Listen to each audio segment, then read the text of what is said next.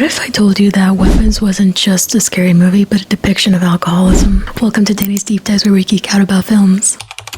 People had a lot of questions about this movie, and that's due to the fact that it's a very personal expression about Zach Cregger's grief after losing his very close friend. His name was Trevor Moore. He suffered a fall from a balcony. It was then discovered that alcohol was a factor in the incident. But this wasn't the first time that alcohol has had an impact in Zach Cregger's life. In fact, he actually grew up with an alcoholic father. I can only imagine it maybe caused a cyclical effect of now Zach dealing with his alcoholism due to his father's problems with alcohol.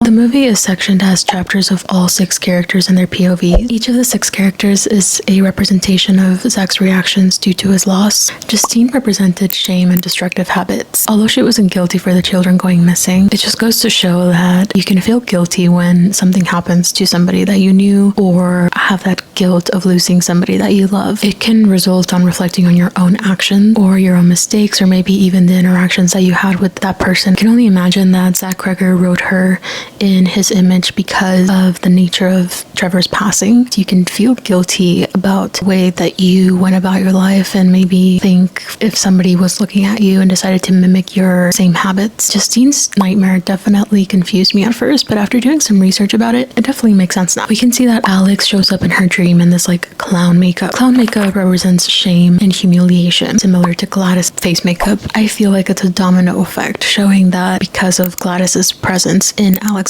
life, now Alex is affecting Justine and the rest of his classmates. It's a very accurate representation of how somebody's problems can bleed onto everybody else eventually. In the same vein that when somebody in your family is suffering through alcoholism or an addiction in general, it can cause us to feel shame and kind of force us into secrecy. And we can see that in the way that Alex's home life is definitely not good, but he chooses not to say anything about it. Nobody ever knows. He just kind of goes through life pretending that everything's okay. Paul represents defeat and discontent. He's newly sober from alcohol, but because his vice doesn't provide an escape for him anymore, he is highly dissatisfied with his life and doesn't find joy in anything. Like, we can see that he's not happy to talk to his wife on the phone. He's not really excited to start a family with her. And we can also see that when he forces enthusiasm when he talks to his father-in-law. I think that's a perfect depiction of how you can feel this emptiness after losing somebody, and you no longer find anything joyful in life. After his interaction with James, his health is potentially at risk, so he definitely reaches rock bottom at that point. To cope, naturally, he drinks again and has an affair with Justine. James represents infection and isolation. It's known that people with addictions after losing somebody can feel like they infected the people around them, and then they self-isolate as a way to contain this infectious misfortune that you think you may have. He is definitely isolated from the world. Gladys represents grief and alcoholism. She slowly creeps into the lives of each of the characters. Her presence shows us how destructive habits, decisions, temptations, substances can affect our life when we're experiencing a very hard time. Archer represents blame and rage. His name is very straightforward. I am actually shocked that I didn't catch this while I was watching the movie, but the name Archer itself means to target. It's representative of how he immediately targets Justine. His son Matthew is missing and he wants answers. He is fueled with so much rage that he works tirelessly to find answers. He's going to the police station, drawing out maps, looking at people's security footage. He is very determined to find his son. This is definitely very accurate in the way that we can look for someone or something to blame when we lose somebody that we love. In Archer's nightmare, it showed how he ran after his son out of his front door, but he was led back to his front door. This depicts how he's running in circles trying to figure this out. I also thought it was very interesting that when Matthew turns around in Archer's nightmare, he doesn't say anything to him, and Archer's like, I love you, wish I would have told you that more. I do feel like Archer was maybe emotionally neglectful parent. Maybe he feels some sort of regret for not telling him that sooner, which again connects back to grief, because when you lose somebody, you're like, I should have told them that I loved them more. I wish I would have spent more time with them. All of that regret starts to set in because you are experiencing their absence now. Marcus represents irrational sacrifice. I definitely thought he was one of the most interesting characters. His character shows how we can turn on the people that we love the most, lose our job, maybe even ruin our reputation due to our addictions. We can see that Marcus turns on his partner and attacks him when Gladys rings the bell. The bell represents the thing that controls you, which is your addiction, aka alcohol in this case. So once that bell is rung, he turns on his partner and attacks him. Alex is a direct representation of Zach Cregger. Alex's chapter was definitely a look into what it's like to live with a parent parent experiencing alcoholism. We can see the dynamic change when Alex becomes his parents' caretaker when he starts feeding them soup instead of them feeding Alex. It was a brilliant way to depict how alcoholism can really fade the person that you know away. They kind of become zombies, depending on the substance, obviously, and them not being present for Alex in the way that he needs.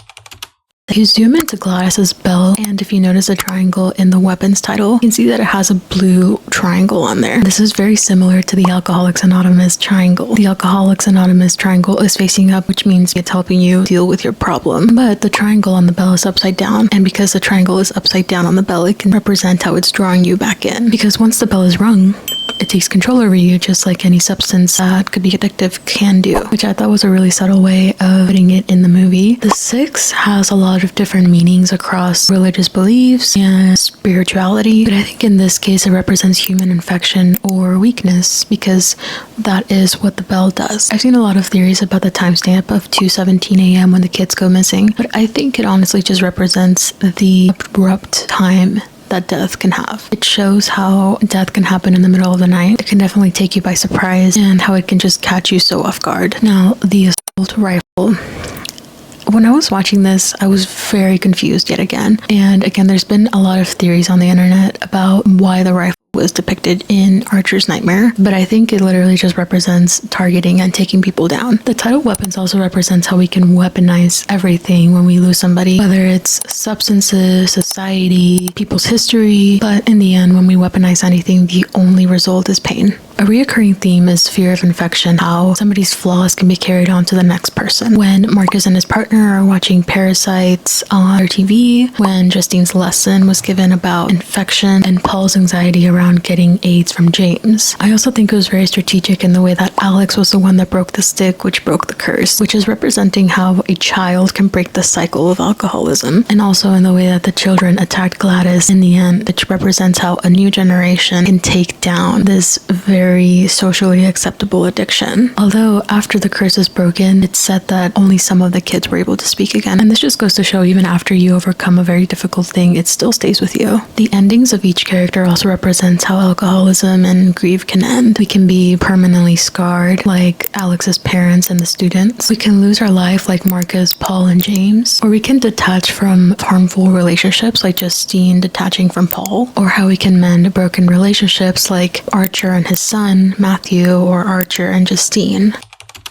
Zach Cregger mentions that he didn't want this movie to be about grief. He wanted this to genuinely just be a scary movie, but I don't think there's anything wrong with recognizing that it was so well written because of the purpose behind it. The fact that Zach Cregger was just writing down all of this as he was experiencing grief, it just goes to show how even in the midst of you going through a very hard thing, something good can come out of it, which I hope it's not disrespectful to say in any way. I do think that that is a very difficult thing to go through. He did a great job at making a movie with unexpected twists, really subtle foreshadowing, and a plot that felt so interactive, making the audience feel like they were picking up little pieces as they went through the movie. The movie also has so much potential for sequels. Like, I've been hearing rumors about Gladys getting her own movie with her backstory, because throughout the movie it was hinted that Gladys was maybe not from this time period. Like when she said that Alex's parents were experiencing a touch of consumption. That was a very old term, and that just goes to show that she's definitely not from this time period. My rating for this definitely has to be 5 stars. If you want to geek out together, again, I'm tackling They Clone Tyrone next week.